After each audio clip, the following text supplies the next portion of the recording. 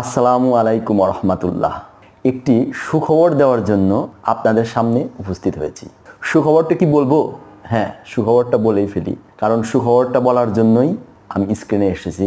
সুখবরটি হলো, আমার YouTube channel Imran online স্কুলের জন্য একটি ক্যামেরা সেটআপ কিনেছি। সেই ক্যামেরা সেটআপের আনবক্স করব এই ভিডিওতে।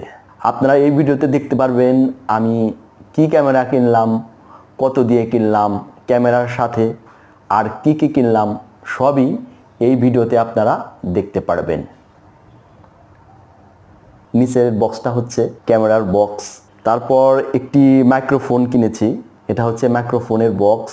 আগে আমি বয়া M1 মাইক্রোফোনটি ব্যবহার করতাম, এটি লম্বা তারওয়ালা, খুবই বিরক্ত লাগতো আমার কাছে। তো একটি ওয়্যারলেস মাইক্রোফোন কিনেছি।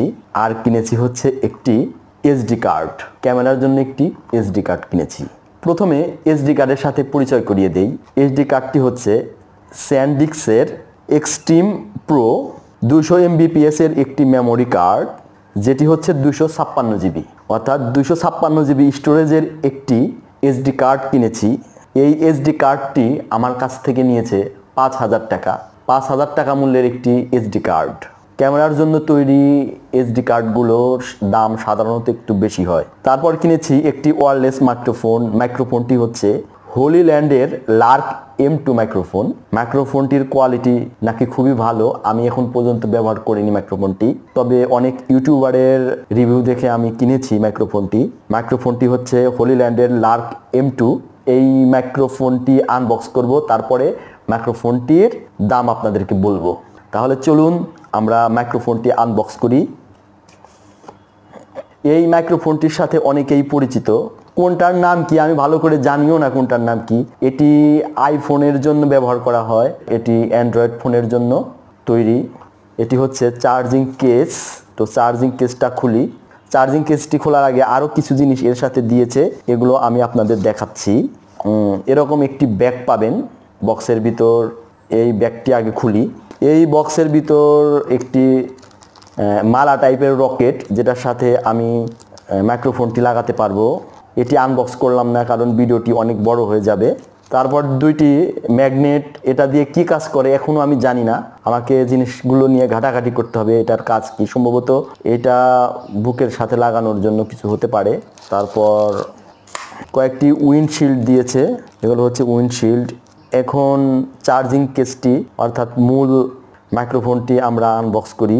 এটি হচ্ছে আমার ক্যামেরাতে লাগানোর জন্য রিসিভার। তারপর এটা হচ্ছে এই মাইক্রোফোনটি, যেটা আমার বুকের সাথে অর্থাৎ শার্টের সাথে লাগাতে হবে। এর সাথে একটি ম্যাগনেট আছে, ম্যাগনেটটি পিছনে থাকবে এবং এভাবে আমরা লাগাতে পারবো মাইক্রোফোনটি। তো মাইক্রোফোনটির সাউন্ড কোয়ালিটি খুবই ভালো। আপনারা কেউ যদি মাইক্রোফোন কিনতে চান তো হলিল্যান্ডের লার্ক M2 মাইক্রোফোনটি কিনতে পারবেন। এটা এখানে লাগালেই এই মাইক্রোফোনটি চার্জ হওয়া শুরু করবে। তো দেখতে খুবই কম্প্যাক্ট এবং সুন্দর ডিজাইনের একটি মাইক্রোফোন। এখন আমাদের মূল আকর্ষণ হচ্ছে আমার সেই স্বপ্নের ক্যামেরা, যে ক্যামেরাটা আমি কিনবো করে অনেক দিন হয়ে গেছে। প্রথমে আমি ভেবেছিলাম একটি DSLR ক্যামেরা কিনবো, এটা 5-6 বছর আগের একটি স্বপ্ন ছিল, কিন্তু কোনো কারণে ওই স্বপ্নটি পূরণ হয়নি। তারপর এখন DSLR থেকে আপগ্রেড হয়ে, কারণ DSLR তো এখন ব্যাকডেটেড DSLR ক্যামেরা, তাই একটি মিররলেস ক্যামেরা কিনেছি।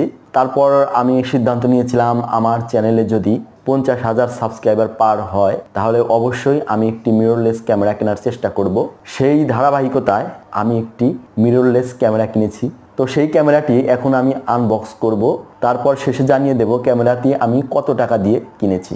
আমি যে মডেলের ক্যামেরাটি কিনেছি এটি হচ্ছে ক্যাননের EOS R50। যদিও ক্যামেরাটি আমি কেনার সময় আনবক্স করেছিলাম, তবুও এখন আমি আবারও আনবক্স করতেছি, কারণ ক্যামেরা তো আনবক্স না করে কেনা যায় না, কেনা ঠিক না। তাই আমি ক্যামেরাটি আবার আনবক্স করছি। এটি হচ্ছে আমার ক্যামেরা এর মানি রিসিট। আমি ক্যামেরাটি camera world Jamuna future park Dhaka থেকে কিনেছি। এটি হচ্ছে ইউজার ম্যানুয়াল। এত তো পড়ার সময় নেই, এত পড়তে গেলে আমি ক্যামেরা ইউজ করব কখন, তো এটি পড়িনি। এগুলো কেউ সাধারণত পড়ে না, কোন ভাষায় লেখা আছে তাও জানি না। আমাকে দুইটি স্ট্রিপ দিয়েছে, এটি ক্যামেরার সাথে লাগানোর জন্য, ক্যামেরার সাথে লাগিয়ে গলায় ঝুলায় যাতে ক্যামেরাটি নষ্ট না হতে পারে, পড়ে গিয়ে নষ্ট না হতে পারে। এটি হচ্ছে চার্জিং কেবল। তারপর এটি হচ্ছে ক্যামেরার চার্জিং কেস। এই কেবলটি এখানে লাগিয়ে চার্জ দিতে হয়, প্লাগ ইন করতে হয় এটা দিয়ে। তারপর আমরা দেখব হচ্ছে ক্যামেরার লেন্স। ক্যামেরাটি নতুন কিনেছি। এই ভিডিওটাও আমি মোবাইল দিয়ে করেছি, কারণ ক্যামেরা দিয়ে ভিডিও করলে তো আর ক্যামেরা আনবক্স হবে না। তো এটি হচ্ছে ক্যামেরার লেন্স। এটি একটি কিট লেন্স, 1845 কিট লেন্স। এখন হচ্ছে মূল আকর্ষণ ক্যামেরার বডি। ক্যামেরার বডি আনবক্সের পালা। আপনারা দেখতে পাচ্ছেন এটাই হচ্ছে আমার স্বপ্নের ক্যামেরা, ক্যানন EOS R50, একটি মিররলেস ক্যামেরা। ক্যামেরার লেন্সটি আমি এখন একটু লাগাই। আমি এর আগে কখনো মিররলেস কিংবা DSLR ক্যামেরা ব্যবহার করিনি, তাই অতটা এক্সপার্ট নই আমি। এটাই হচ্ছে আমার স্বপ্নের ক্যামেরা। এটি ক্যামেরার ডিসপ্লে, এবং এই ডিসপ্লেটি হচ্ছে আর্টিকুলেটেড ডিসপ্লে, যেটি নিজে নিজে ব্যবহার করার জন্য খুবই উপযোগী। ক্যামেরার আর্টিকুলেট ডিসপ্লে। লেন্সের হুডটা খুলি। এই যে ক্যামেরা, মেইন ক্যামেরা আমার। আমি অতটা এখনো ভালোভাবে অবগত নই কিভাবে কি করে। লেন্সটা সেট করলাম। তো এই হচ্ছে আমার স্বপ্নের ক্যামেরা, ক্যানন EOS R50, একটি মিররলেস ক্যামেরা, যেটি DSLR ক্যামেরার থেকেও আপডেট ক্যামেরা। এখন আমি বলবো এই ক্যামেরাটি কত টাকা দিয়ে কিনেছি। ভুল হয়ে গেছে, আমি তো মাইক্রোফোনের দামটাই বলিনি। আমি মাইক্রোফোনটা কিনেছি 13,000 টাকা দিয়ে, আর এই ক্যামেরা কিনেছি হচ্ছে 84,000 টাকা দিয়ে। 84,000 টাকা দিয়ে এই ক্যামেরাটি কিনেছি যমুনা ফিউচার পার্ক থেকে।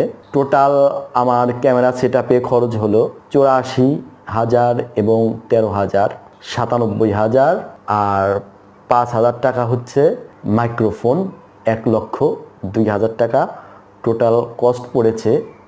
এবং আমি একটি ক্যামেরা ব্যাগ কিনেছি, এবং আমি ক্যামেরা রাখার জন্য একটি ক্যামেরা ব্যাগ কিনেছি। এটি নিয়েছে আমার কাছ থেকে 800 টাকা। টোটাল প্রায় 1,04,5,000 টাকার সেটআপ এটা।